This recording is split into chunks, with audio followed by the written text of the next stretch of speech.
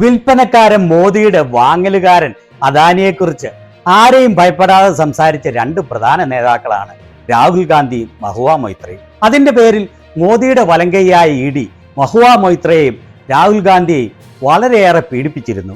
അതുമാത്രവുമല്ല, ഇവരുടെ രണ്ടുപേരുടെയും ലോക്സഭാംഗത്വം നിയമവിരുദ്ധമായി റദ്ദാക്കുകയും ചെയ്തിരുന്നു.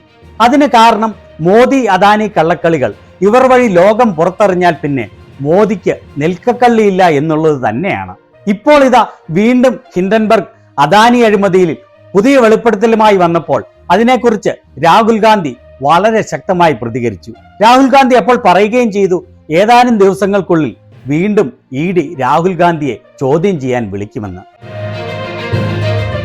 രാഹുൽ ഗാന്ധിയുടെ പല വെളിപ്പെടുത്തലുകളും കേൾക്കുമ്പോൾ നമ്മളെല്ലാവരും സംശയിച്ചു പോകും, അദ്ദേഹത്തിന് ഭാവി പ്രവചിക്കാനുള്ള കഴിവുണ്ടോ എന്ന്. കാരണം മുൻകാലങ്ങളിൽ അദ്ദേഹം പറഞ്ഞ പല കാര്യങ്ങളും പിന്നീട് അതേപോലെ സംഭവിക്കുന്നത് നമ്മൾ കണ്ടതാണ്.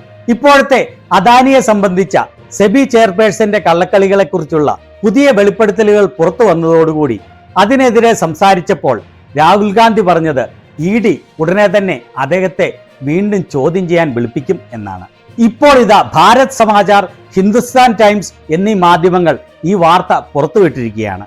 നാഷണൽ ഹെറാൾഡ് കേസിൽ രാഹുൽ ഗാന്ധിയെ വീണ്ടും ചോദ്യം ചെയ്യാൻ ഇഡി തയ്യാറെടുക്കുന്നു എന്ന്. ഇഡിയുടെ ഒരു ഉന്നത ഉദ്യോഗസ്ഥൻ പേര് വെളിപ്പെടുത്തരുത് എന്ന് പറഞ്ഞുകൊണ്ട് വെളിപ്പെടുത്തിയതാണ് ഈ കാര്യമെന്നാണ് ഈ മാധ്യമങ്ങൾ പറഞ്ഞിരിക്കുന്നത്.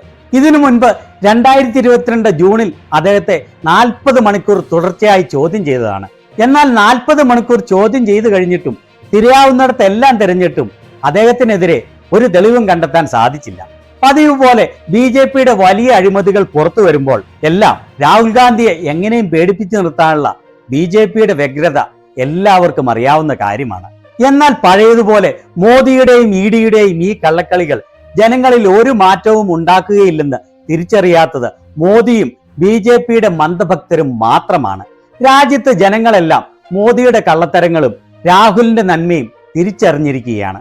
അതുപോലെ തന്നെ മോദിയെയും മോദിയുടെ കൂട്ടാളികളായ കോടതികളെയും ED, income tax department, CBI, Adani, Ambani എന്നിവയെ ഒന്നും രാഹുൽ ഗാന്ധി പുല്ലുപോലും ഭയപ്പെടുകയില്ല എന്ന് മോദിക്ക് മാത്രം ഇനിയും മനസ്സിലായിട്ടില്ലെന്ന് തോന്നുന്നു.